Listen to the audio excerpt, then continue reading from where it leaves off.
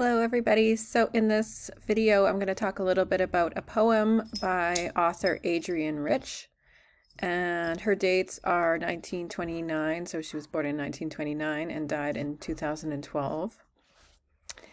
So Adrienne Rich is an American poet and essayist, and her first or earliest work came out in 1951. So we're going to be taking a look at a poem from that collection. So in 1951, she was writing about the lives of women, and particularly some of the gender oppression that was going on in the world in the 1950s. So think back in time what you know about the 1950s and how it was a very sort of patriarchal society. So Rich addressed some of these issues in her writing, and her poetry evolved over the course of her career, but she's stood the test of time. Her legacy is sort of as a feminist thinker and writer, and she's one of America's most well-regarded poets. So let's take a look at Aunt Jennifer's Tigers. Aunt Jennifer's tigers prance across a screen, bright topaz denizens of a world of green. They do not fear the men beneath the tree. They pace in sleek, chivalric certainty. Aunt Jennifer's fingers flutter through her wool, find even the ivory needle hard to pull. The massive weight of Uncle's wedding band sits heavily upon Aunt Jennifer's hand. When Aunt is dead, her terrified hands will lie, still ringed with ordeals she was mastered by. The tigers in the panel that she made will go on prancing, proud and unafraid. So you should pick up a little rhyme scheme in this poem. It's a AABBCC DDEEFF rhyme scheme. So the first and second lines have a rhyme, lines 3 and 4 rhyme, etc. It has a sort of upbeat tone to it in terms of the rhyme scheme, but the subject matter gets a little bit heavier as we delve into this marriage that seemingly weighs upon our protagonist, Jennifer. So it's really about this woman, Aunt Jennifer, and it sounds like the narrator is maybe the niece or nephew of Aunt Jennifer and reflecting on their aunt, who's older and dies within the course of the poem. But Aunt Jennifer, we learn, is an artist in some regards. So she's created a screen. She's either embroidering or doing some sort of work with on a tapestry, using wool or yarn and creating a picture on this piece of material. And the picture is of a tiger or tigers prancing across, and then the background is this jungle world of green. So it presents a nice color imagery of tigers in this jungle that she's created through her artwork. And in the first 4 lines, the narrator describes the tigers that are depicted on this cloth or tapestry. So the tigers prance across the screen, bright topaz denizens of a world of green. So topaz, the color of topaz is sort of like a reddy orange. So we have sort of a nice color, bright contrast of the tigers against a green backdrop. And the tigers are conveyed as not fearful, so they're courageous and they're certain of, confident in their movement, and they're strong, image of sort of strength, and they're sleek and beautiful and confident in their movement. And the tigers kind of represent a contrast to how Jennifer's body is described. So Aunt Jennifer's fingers and her hands are described as sort of weighed down, and she's having difficulty going through the gestures or motions of while creating the art. So Aunt Jennifer's fingers fluttered through the wool, find even the ivory needle hard to pull. So she's pulling this needle back and forth with the yarn or the wool to create her embroidery.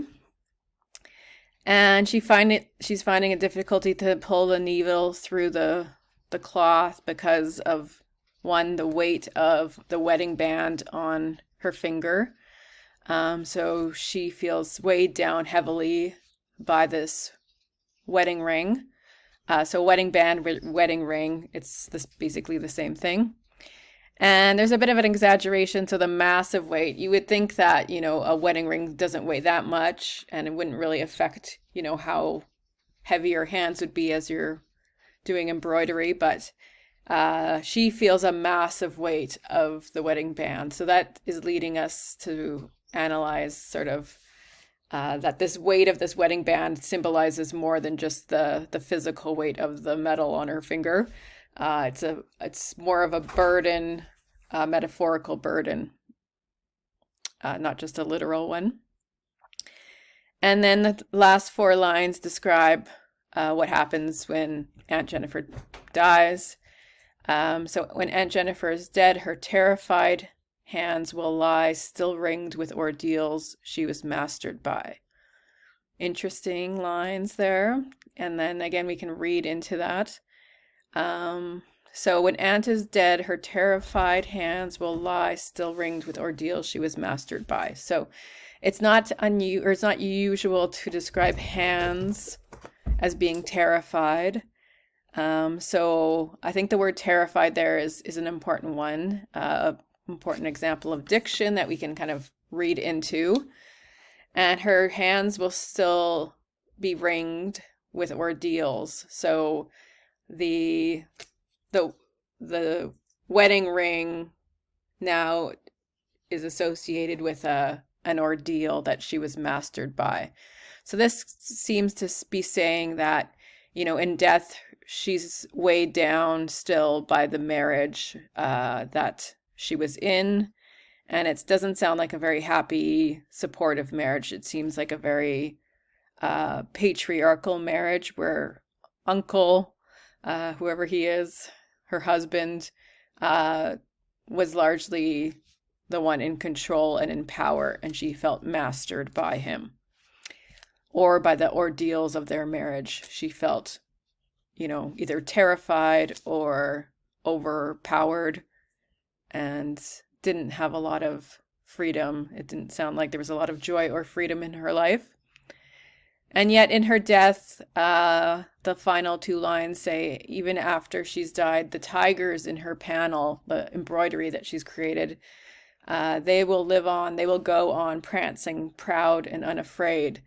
So unlike Jennifer, who died and again never experienced joy or freedom of movement, the tigers on the embroidery that she created go on and live beyond her life.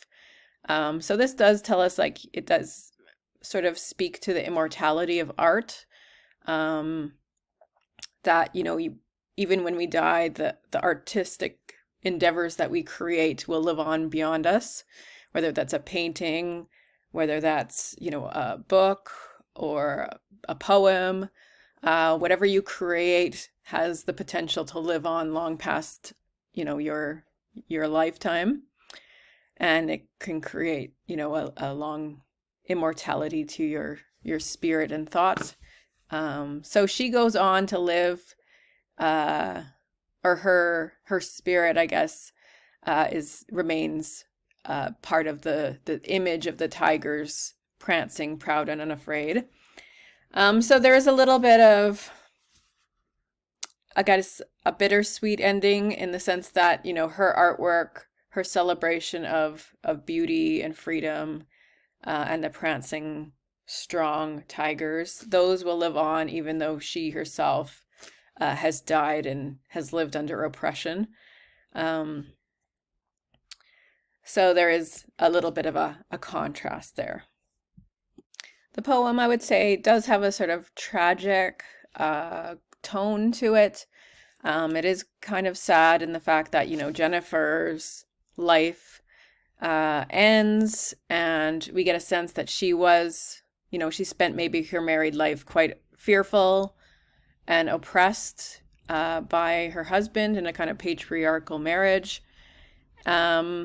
And the tigers themselves, the artwork, maybe gives us a glimpse of her inner life, her fantasies or her imagination of what she would have liked to have experienced in her life, to be proud, to be unafraid, to prance and be free.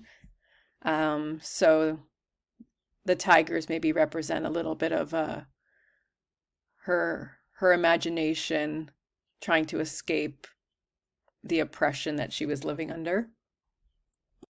Okay, so those are my thoughts on Adrienne Rich's Aunt Jennifer's Tigers. If you guys have any other points to make on this poem, again, you can share your thoughts on these poems in the chat